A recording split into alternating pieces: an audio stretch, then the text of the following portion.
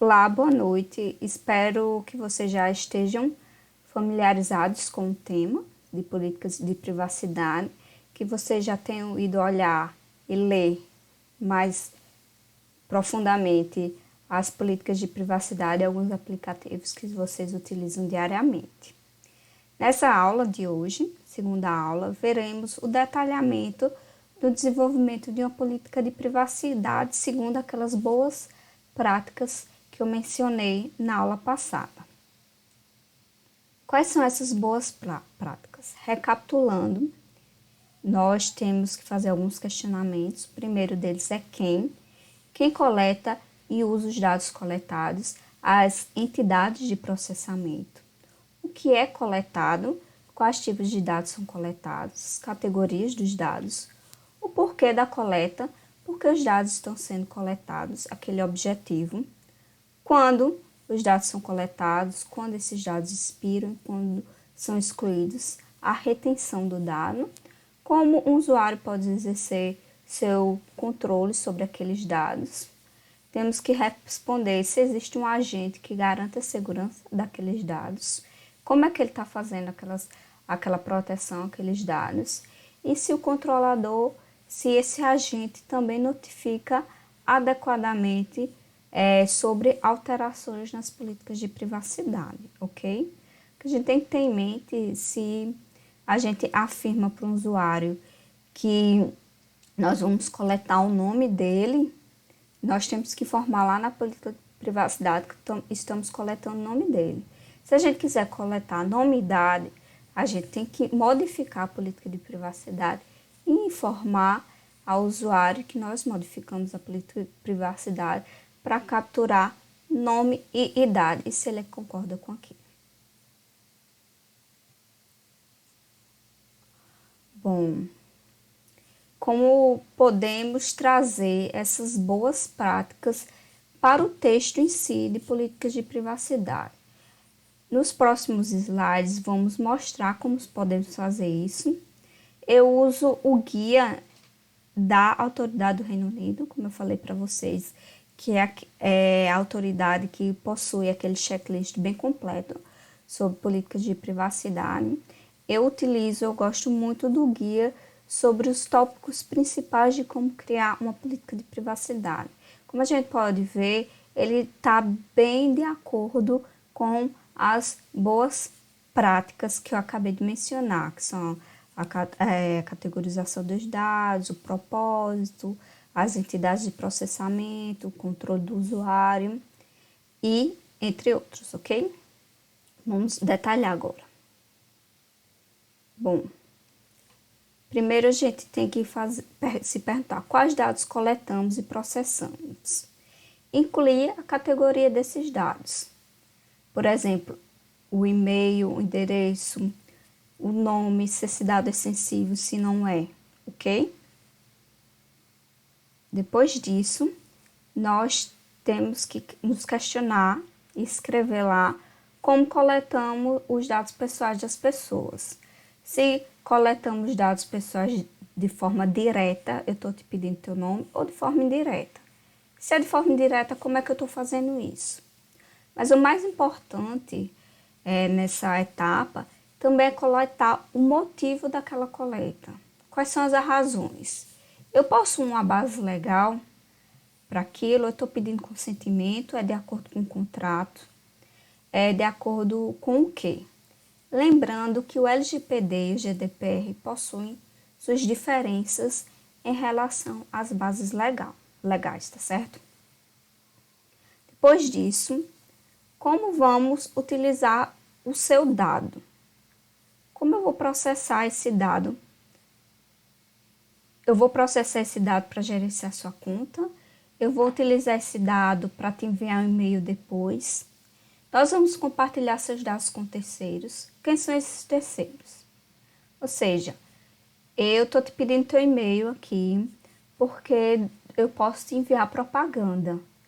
Ou eu estou te pedindo um e-mail para notificar caso ocorra algum problema. Se eu pedir que é para te informar se ocorrer algum problema, eu não posso te enviar uma propaganda, tá certo?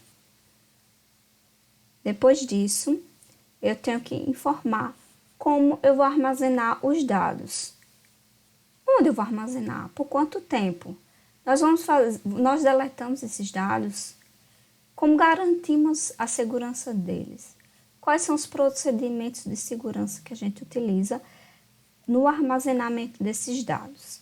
Tenho que colocar isso de forma transparente, de forma clara. Depois disso, a gente vai falar se a gente está utilizando aquele dado pessoal para prover marketing. Como eu falei anteriormente na aula passada, o LGPD e o GDPR possuem diferenças quanto ao chamado marketing direto. A lei brasileira aplica as regras gerais de consentimento e transparência, as regras gerais para marketing. Só que o GDPR, a regulamentação europeia, apresenta algumas previsões específicas. Por exemplo, o titular dos dados tem o direito de se opor a qualquer momento ao tratamento de seus dados pessoais, o que abrange a definição de perfis, tá certo?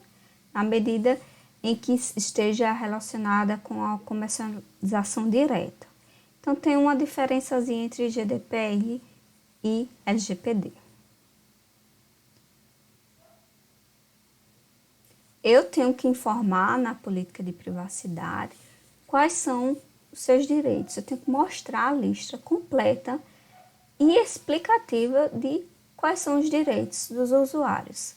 A lei brasileira e europeia terão suas diferenças quanto a esses direitos também, ok?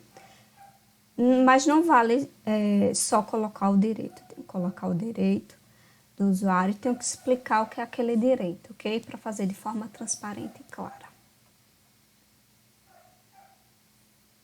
Depois disso, nós temos que colocar informações. Se nós utilizamos cookies, nós temos que colocar o que são cookies, porque muitas pessoas não entendem o que são cookies. Temos que colocar como você, usuário, pode controlar esses cookies e quais são os tipos de cookies que eu utilizo, tá bem? Por exemplo, aqui nesse slide devemos informar o que são cookies. Aqui nesse slide, informações de quais tipos de cookies que eu utilizo. E nesse último slide, como você, usuário, pode gerenciar esses cookies. O que você pode fazer com eles, ok? Isso caso eu utilize cookies. Se eu não utilizar, então não precisa. Depois disso, devemos informar se trabalhamos em conjunto com outras entidades. Informar que o usuário pode ter acesso às políticas de privacidade da seguinte maneira. Nós utilizamos os serviços de uma entidade X. Você pode ir tal site, tal lugar e observar e ter acesso àquela política de privacidade. Isso é muito importante. Depois disso, nós temos a parte de que nós informamos se fizemos alguma modificação na nossa política de privacidade, quando foi isso e como vamos te informar se caso isso ocorra novamente, ok? Depois disso, nós temos que informar quem somos nós. Quem é o responsável? Como você pode entrar em contato? Se existe mais uma forma de entrar em contato com aquela pessoa, ok? Por último, muito importante é informar quem é a autoridade legal, como você, usuário, pode entrar em contato com aquela autoridade e deixar lá o e-mail. No caso, por exemplo, da França, você pode ir no site X e contatar a Autoridade Nacional Francesa, ok? Bom, eu trouxe a política de privacidade do Spotify como um exemplo, porque é uma política de privacidade bem grande e bem completa. Lá podemos visualizar, observar muito o que foi dito sobre as boas práticas para o desenvolvimento, para a escrita de uma boa política de privacidade. Eles trazem 13 pontos Cada ponto desse são muitas informações, muita informação em cada ponto desse. Eles iniciam com a introdução sobre o que é aquilo, sobre a empresa. Depois eles apresentam sobre o que é aquela política de privacidade, o que o usuário vai encontrar naquela política de privacidade. Depois eles pontuam quais são os direitos dos usuários, como o usuário pode ter controle sobre aqueles dados. Eles também apresentam quais são os dados pessoais que eles coletam dos usuários e o que eles fazem para que eles usam aqueles dados. Eles colocam informações sobre o compartilhamento desses dados pessoais, quais são os dados que eles compartilham.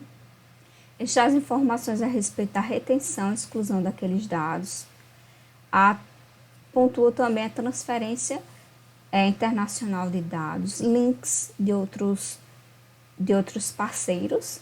Eles apresentam como manter os dados seguros, algumas informações sobre dados que coletam sobre crianças. Eles apresentam informações sobre alterações sobre a política de privacidade, também como entrar em contato com eles. Agora eu me pergunto, você como usuário, você lê todos esses 13 pontos sobre essa política de privacidade? O que vocês acharam?